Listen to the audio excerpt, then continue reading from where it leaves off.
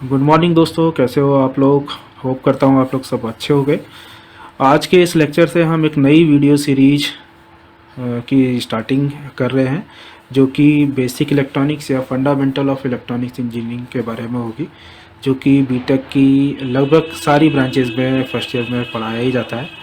तो इस पहले लेक्चर से हम ये जानेंगे कि बेसिक इलेक्ट्रॉनिक्स या फिर इलेक्ट्रॉनिक्स इंजीनियरिंग की रिक्वायरमेंट क्या है, क्यों पढ़ते हैं हम लोग, क्या कंपोनेंट्स इसमें यूज़ होंगे, और उसके इंट्रोडक्शन के बारे में कम्प्लीटली यहाँ पर जानेंगे। इस लेक्चर के बाद आपको ये तो पता चल जाएगा श्योरली कि इलेक्ट्रॉनिक्स इंजीनियरिंग की रिक्वायरमेंट क्या है और आप क्यों पढ़ रहे हो एज एन इंजीनियर। किसी भी ब्रांच के इंजीनियर बनोगे आप, लेकिन तब भी आपको बेसिक इलेक्ट्रॉनिक्स तो यहाँ पर पढ़नी पड़ती है। तो क्या है रीज़न, वो देखते हैं यहाँ पर।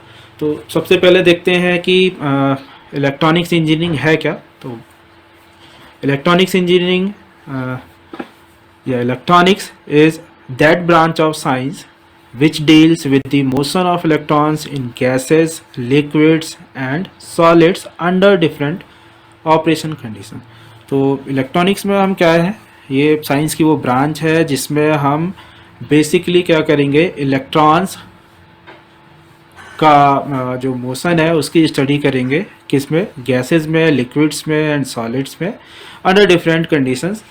तो कंप्लीट इलेक्ट्रॉनिक्स ब्रांच में हम यही करते हैं, जनरली इलेक्ट्रॉन्स की स्टडी ही करेंगे। ठीक है, तो पहला टॉपिक इसका जो हमें समझना है कि इलेक्ट्रॉनिक कंपोनेंट कौन कौन से होते हैं, क्यों हमें इलेक्ट्रॉनिक्स इंजीनियरिंग की ज़रूरत पड़ेगी, वो देखते हैं। तो इलेक्ट्रॉनिक सर्किट जो है वो नंबर ऑफ इलेक्ट्रॉनिक कंपोनेंट से मिलके बना होता है। ठीक है, जिनमें से कुछ पैसिव कंपोनेंट्स होते हैं और कुछ एक्टिव कंपोनेंट्स होते हैं। जैसे कि यहाँ पर दिख रहा है आपको कि पैसिव कंपोनेंट्स में रेजिस्टर्स, कैपेसिटर्स, इंडक्टर्स, जो कि आपने क्लास 12 तक पढ़े होंगे बेसिकली। और एक्टिव कंपोनेंट्स के अंडर जो है वो ट्यूब डिवाइसेस, सेमीकंडक्टर डिवाइसेस ये आती हैं। ठीक है, आगे डिटेल में देखेंगे कि क्या है पैसिव कंपोनेंट और एक्टिव कंपोनेंट क्या है, इनमें क्या डिफरेंस है, वो हम देखेंगे आगे। तो देखिए क्या है कि पैसिव कंपोनेंट्स क्या है। Passive components are those components जिनमें कि सिग्नल को, इलेक्ट्रिकल सिग्नल को एम्पलीफाई या फिर प्रोसेस करने की कैपेबिलिटी नहीं होती है। ठीक है, ऐसे सिग्नल जिसमें कि हम अगर कोई इलेक्ट्रिकल सिग्नल अपना देते हैं तो ये कंपोनेंट उस पर कोई भी प्रोसेस नहीं कर पाएंगे, ना उस सिग्नल को एम्पलीफाई कर पाएंगे, है ना। तो इस टाइप के जो कंपोनेंट्स हैं वो पैसिव कंपोनेंट्स हैं। लेकिन ये कंपोनेंट्स जो है वो इम्पॉर्टेंट होते हैं इलेक्ट्रॉनिक सर्किट के लिए, क्योंकि बिना इन कंपोनेंट्स को यूज़ किए हमारे जो एक्टिव कंपोनेंट हैं, जो कि हमारा मेन रोल प्ले करते हैं सिग्नल प्रोसेसिंग में, सिग्नल को एम्पलीफाई करने में या फर्दर प्रोसेसिंग में, तो बिना इन पैसिव कंपोनेंट्स की हेल्प के आपके एक्टिव कंपोनेंट भी यूज़ नहीं हो पाते हैं। पैसिव कंपोनेंट जो है बेसिकली बाइलेटरल डिवाइसेस हैं। बाइलेटरल का मतलब क्या है, ऐसी डिवाइसेस या ऐसे कंपोनेंट्स जिनमें इलेक्ट्रॉन का फ्लो दोनों डायरेक्शन में हो सकता है। ठीक है, तो इन कंपोनेंट्स को हम कैसे भी यूज़ कर सकते हैं, मतलब कि पोलैरिटीज़ नहीं होंगी इनमें, इन्हें इन्वर्टेड फॉर्म में यूज़ कर लें या सीधा या उल्टा। या जैसे रजिस्टर्स हैं, रजिस्टर्स में क्या होगा कि दो पिन्स होती हैं। ठीक है, तो उनमें से इनपुट आउटपुट में या फिर उनको रिवर्सली भी यूज़ कर लें या कैसे भी यूज़ कर लें, है ना। मतलब कि दोनों डायरेक्शन में अगर इलेक्ट्रॉन फ्लो करते हैं, करंट फ्लो करती है, तो उनकी प्रोसेसिंग में या वर्किंग में कोई फ़र्क नहीं पड़ेगा। ठीक, तो पैसिव कंपोनेंट्स हमारे generally resistors, capacitors and inductors ये होते हैं। रेजिस्टर्स जानते हो आप कि करंट के फ्लो को अपोज करते हैं, है ना।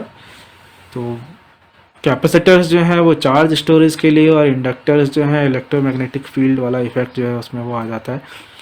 ठीक है, तो इस हिसाब से यूज़ करते हैं। लेकिन हमारा जो मेन फोकस है इलेक्ट्रॉनिक्स इंजीनियरिंग में वो रहता है एक्टिव कंपोनेंट्स में। ठीक है, तो एक्टिव कंपोनेंट्स क्या है, active components are those component जो कि हमारे कैपेबल होते हैं सिग्नल को, इलेक्ट्रिकल सिग्नल को प्रोसेस और एम्पलीफाई करने में। हमारे इलेक्ट्रॉनिक सर्किट्स में बहुत सारे कंपोनेंट्स यूज़ होते हैं, लेकिन जो ब्रॉडली क्लासिफाइड हमारे जो कंपोनेंट्स हैं, जो एक्टिव कंपोनेंट्स हैं, वो दो पार्ट के हो सकते हैं। पहला ट्यूब डिवाइसेस और दूसरा जो है सेमीकंडक्टर डिवाइसेस। ट्यूब डिवाइसेस पुराने टाइम में यूज़ होती थी, है ना, सेमीकंडक्टर डिवाइसेस आने से पहले, जिनमें कि वैक्यूम ट्यूब्स और गैस ट्यूब्स यूज़ होते थे। वैक्यूम ट्यूब्स जो है वो तीन टाइप के हो सकते हैं, diode, triode, pentode. Gas tubes जो है वो गैस डायोड, थायरेट्रॉन। सेमीकंडक्टर डिवाइसेस जो हैं वो जंक्शन डायोड हो गया हमारा, transistors, FET, tunnel diode and Zener diode. ये ब्रॉडली जो है वो क्लासिफाइड होंगे सेमीकंडक्टर डिवाइसेस। इनके अलावा भी और बहुत सारे हैं, है ना, जो कि आगे हम इस सब्जेक्ट में डीपली पढ़ेंगे। तो यहाँ तक तो हमने देखा कि इलेक्ट्रॉनिक्स इंजीनियरिंग है क्या, साइंस का वो पार्ट है जो कि बेसिकली इलेक्ट्रॉन के फ्लो पर स्टडी करेंगे हम डिफरेंट मटेरियल्स में। और कंपोनेंट्स के बारे में देखा। क्यों देखा हमने ये, अब इसको समझने के लिए हम आगे चलते हैं। देखिए क्या है कि इलेक्ट्रॉनिक्स या सेमीकंडक्टर डिवाइसेस जो हैं, इनके आने के बाद हमारा इलेक्ट्रॉनिक्स इंडस्ट्री में बूम जैसा आ गया, या फिर उसमें बहुत ज़्यादा एडवांसमेंट हुआ। तो देखते हैं हम आगे कि देखो जैसे पहले जो थे ना गैस ट्यूब्स या फिर vacuum diodes, triode, vacuum devices, gas devices, उनका जो साइज होता था वो काफ़ी लार्ज होता था। देखिए ये कुछ इमेजेस है जिसमें हमने क्या दिखाया है कि ओल्ड टाइम में यूज़ होने वाले इलेक्ट्रॉनिक कंपोनेंट्स, ठीक है, जो कि इस हिसाब से होते थे। ये पढ़े होंगे आपने 12th में, डिटेल में जाने की ज़रूरत नहीं है। लेकिन आजकल जो कंपोनेंट यूज़ हो रहे हैं सेमीकंडक्टर इंडस्ट्री के आने के बाद या सेमीकंडक्टर मटेरियल के इन्वेंटमेंट के बाद, तो उसमें क्या हुआ है कि हमारे जो कंपोनेंट्स हैं उनका साइज बहुत ही ज़्यादा रिड्यूस हो गया है। देखिए ये डायोड दिखाया है, ये जीनर डायोड है। इसका डायग्राम में हमने कई सारे डायोड्स और एलईडीज़ वगैरह देखी हैं। तो डिफरेंस कहाँ पर आया सेमीकंडक्टर आने के बाद, वो हम देखते हैं कि ओल्ड टाइम में आप देखोगे, आप में से बहुतों ने देखा होगा या कुछ ने नहीं भी देखा होगा।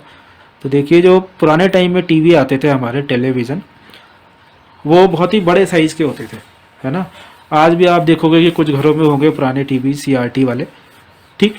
रेडियो जिसमें हम गाने सुनते थे, है ना, उनका साइज़ भी देखिए काफ़ी बड़ा होता था, बॉक्स के टाइप का, लगभग टीवी के साइज़ में ही आते थे। क्यों आते थे उसका रीज़न देखिए कि इंटरनल सर्किटरी में जो डिवाइसेस हैं उन डिवाइसेस में क्या हो रहा है, यही डायोड वाल्व, ट्रायोड वाल्व और गैस जो डायोड ट्रायोड डिवाइसेस थी वो यूज़ होती थी, ठीक है। लेकिन आज की डेट में आप देखोगे कि आपका जो टीवी है ना, वो कितना ज़्यादा स्लिम हो गया है। आप देख रहे हो कि एलईडी एलसीडी टीवीज़ आ गए हैं, स्मार्ट टीवी आ गए हैं, ठीक है। उनका साइज़ जो है बहुत ही कम है। आप देखोगे कि आपका मोबाइल फ़ोन जो है वेरी स्मॉल इन साइज़, उसमें आप टीवी भी देख सकते हो, मोबाइल फ़ोन में गाने भी सुन सकते हो, ऑडियो सिग्नल्स, है ना, इमेजेस भी क्लिक कर सकते हो, इमेजेस भी देख सकते हो। तो आजकल जो डिवाइसेज हैं उनका साइज़ रिड्यूस हुआ है बहुत ज़्यादा, है ना। एक आध कुछ और दिखाता हूँ मैं आपको। ये देखिए ये सुपर कंप्यूटर्स हैं, गूगल में से इमेज लिए मैंने। देखिए ओल्ड सुपर कंप्यूटर्स, इसमें जो कमरों का जो कंप्यूटर्स हैं उनका साइज़ देखिए आप, रूम्स के हिसाब से, मतलब बड़े बड़े कमरों के हिसाब से उतना बड़े बड़े कंप्यूटर हुआ करते थे। ये सारे क्या हैं, कंप्यूटर्स की इमेजेस हैं, ठीक है। और आज की डेट में आप देखिए आपके पास कंप्यूटर का साइज़ जो है वो रिड्यूस हो गया है, लैपटॉप्स आ गए हैं, टैबलेट्स आ गए हैं, मोबाइल फ़ोन आ गए हैं।